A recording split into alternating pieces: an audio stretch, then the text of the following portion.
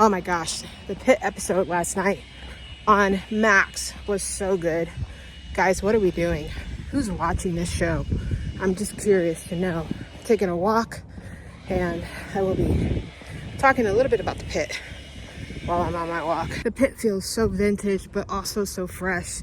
Medical drama. Last night's episode was written by Noah Wiley. Wow. I feel like there are a few storylines that have started in the beginning of the season, sort of wrapped last night, and I'm really digging the show. I love that there's not a whole lot of music. It just feels raw to me, fresh, but also old school. Am I the only one feeling this way? It's really solid. You have a bunch of interns making screw ups, right? Of course, we have some of that because that's real. You have PTSD and the stuff that happened during COVID, and I love that this show is touching on that. It's one of those things where I feel like, let's talk about this PTSD in the medical field, and because it's real. I love that this show does that, doesn't shy away from it at all. There's so many really great storylines. The kid that is basically brain dead, he was a sweet kid, he was a nice kid, but he took some stuff. There was a girl there that got admitted who happens to know the guy. If you saw last week's episode, his dad screamed at her and was like, "Did you hurt my boy?" And she screamed back, and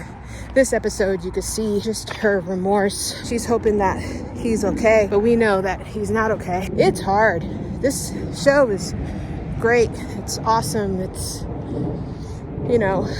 I love shows that bring entertainment and, keeps you, helps you disconnect from reality. But also the show has a way of doing that and then connecting you to reality. And the reality is kids die.